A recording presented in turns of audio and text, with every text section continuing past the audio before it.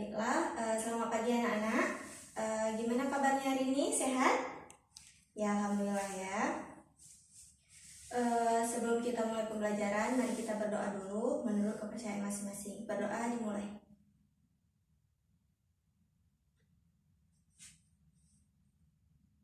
Berdoa selesai. Jadi ini Ibu absen dulu ya.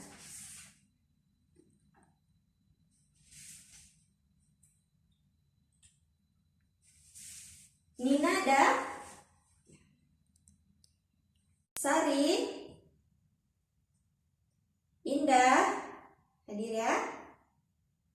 Meta? Dinda? Ada Dinda? Sakit? Oh, sakit apa? Ada suratnya? Oke. Siti?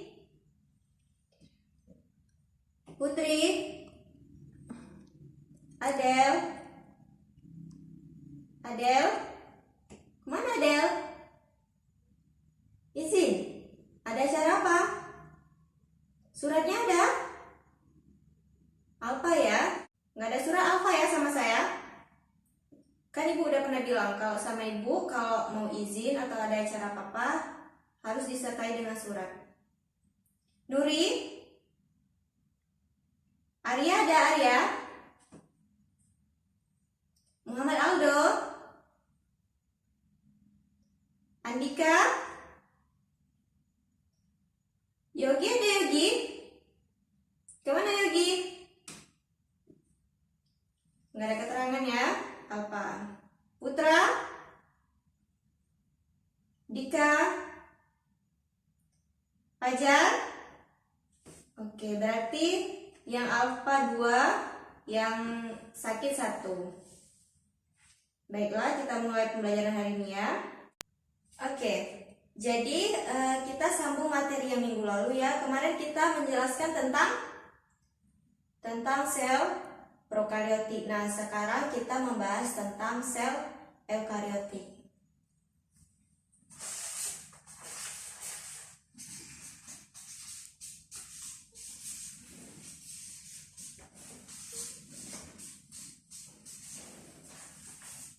Nah, ada yang tahu apa itu sel eukariotik?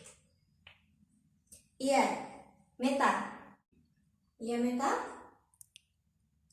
Iya. Jadi, sel eukariotik itu benar. Yang dikatakan Meta benar, organisme dengan sel yang memiliki nukleus dan organel dan membran lainnya. Nah, jadi ini masih ingat nggak pelajaran yang minggu kemarin tentang sel? Nah, sebelum kita membahas sel prokariotik dengan eukariotik ini, harus tahu dulu sel itu. Masih ingat nggak yang pelajaran minggu lalu? Nah, jangan-jangan kalian lupa. Ada yang masih ingat apa itu sel? Coba Fajar, apa itu sel? Ya, benar. Sel itu bagian terkecil dari organisme. Nah, jadi apa bedanya sel eukariotik dengan sel prokariotik? Jadi perbedaannya itu ada di membran intinya. Kalau prokariotik, tidak memiliki membran inti, tapi kalau eukariotik punya membran inti. Nah, jadi di sini Ibu akan jelasin ya tentang bagian-bagian dari sel eukariotik. Terutama di sini kita bahas dulu tentang sel hewan ya. Nah, jadi hari ini kita mengupas tuntas masalah sel hewan. Nah, jadi ini Ibu ada bawa contohnya ya, contoh dari sel hewan ini Ibu buat sendiri. Nanti kita di sini akan mengenal satu persatu dari bagian dalam sel hewan ini. Nah, jadi yang pertama itu ada nukleus ya, atau disebut juga dengan inti sel. Nah, dia berada di bagian tengah ya, di tengah sel ini. Ya, nampak ya?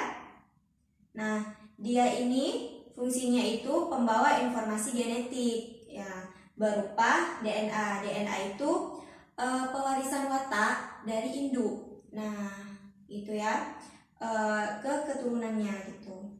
Jadi ada beberapa bagian-bagian inti sel. Yang pertama itu ada nukleus. Nukleus itu anak inti. Nah, yang di paling dalam ini, ya. Ini nampak ya. Nah, kemudian ada nukleoplasma. Dia itu cairan inti yang terdapat kromatin. Kemudian ada selubung inti. Selubung inti itu, nah ini dia yang menyelimuti inti sel. Nah, inti sel dalam ini. Nah, kemudian ada pori inti. Pori inti ini tempat keluar masuknya zat. Nah, yang kedua ada retikulum endoplasma. Nah, ini dia retikulum endoplasma ya. Nah, dia ini berfungsi sebagai sintesis protein. Apa itu sintesis protein? Dia itu menghasilkan protein yang dibutuhkan sel. Nah, dia ini menggabungkan dua elemen lebih yang menghasilkan sesuatu yang baru. Jadi dia ini ada dua, ada retikulum endoplasma halus dan retikulum endoplasma kasar. Nah, kalau yang halus dia itu untuk produksi protein, steroid, pemeliharaan membran plasma dan jalur molekul untuk bergerak bersama.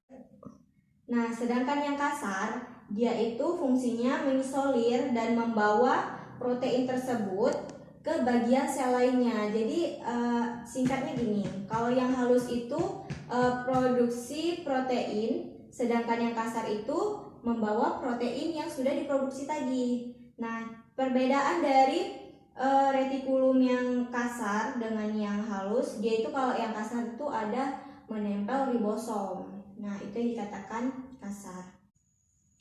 Nah, kemudian yang ketiga ada ribosom. Nah, yang tadi yang ada melekat pada retikulum endoplasma, cuman dia ada yang bebas gitu di luar dari itu. Jadi ribosom itu fungsinya apa aja? Nah, ini ya ribosom yang dia bebas gitu ya. Ada ini. Nah, yang kecil-kecil ini dia itu tidak menempel di retikulum. Jadi ribosom itu fungsinya melakukan proses pembentukan protein. Makanya tadi kan menyangkut dengan retikulum endoplasma juga kan, gitu. Kemudian tempat terjadinya sintesis protein dalam sel. Nah, sampai sini ada yang mau bertanya? Kemudian ada mitokondria. Nah, ini dia ya mitokondria nih yang seperti angka 3 ini. Sebenarnya aslinya nggak gini, cuman seperti inilah ilustrasinya ya. Jadi mitokondria itu respirasi sel atau penghasil. Apa itu respirasi? Nah, ya betul, penghasil energi. Jadi makanan yang kita konsumsi akan dipecah dalam bentuk molekul yang sederhana, seperti karbohidrat, lemak, ya kan, dan lain-lain. Terus ada yang namanya vakuola, ini dia ya. Ini vakuola, dia itu fungsinya sebagai tempat penyimpanan cadangan makanan dan sebagai ekspresi sel juga. Kemudian ada namanya sitoplasma ya. Ini, nah dia itu fungsinya tempat penyimpanan nutrisi dan berbagai zat kimia yang dapat dipakai untuk proses metabolisme sel dan tempat berlangsungnya metabolisme juga. Nah, sampai sini ada yang mau ditanya? Nah, ini kalau ada yang mau lihat boleh ya, maju ke depan ambil. Jadi sampai di sini ada yang mau bertanya tentang materi yang udah Ibu jelaskan? Nggak ada ya? Ini diam aja ngerti atau gimana? Oh, atau gini ya, Ibu kasih PR tentang materi hari ini supaya kalian juga bisa lebih paham. Oke? Nah, Ibu kasih PR minggu depan dikumpul ya. Jadi Ibu kasih PR ya, minggu depan dikumpul. PR-nya nggak banyak-banyak, 5 soal aja. Ini sekretarisnya mana? Tolong kamu tulis nanti di papan tulis, karena Ibu juga ada keperluan. Dan waktu kita kan cuma tinggal 5 menit lagi ya. Nah, jadi nanti tolong tulis di papan tulis, biar kawan-kawannya juga bisa catat. Oke. Jadi sampai di sini aja pertemuan kita. Minggu depan kita ketemu lagi. Jangan lupa PR-nya minggu depan dikumpul. Oke. Jadi Ibu minta maaf kalau ada kata-kata Ibu yang salah ya. Nah, jadi sekretaris jangan lupa dicatat ya. Nah, ini kertas soalnya. Nanti setelah mata pelajaran selesai jangan lupa dihapus ya papan tulisnya. Jadi Ibu akhiri. Assalamualaikum warahmatullahi wabarakatuh.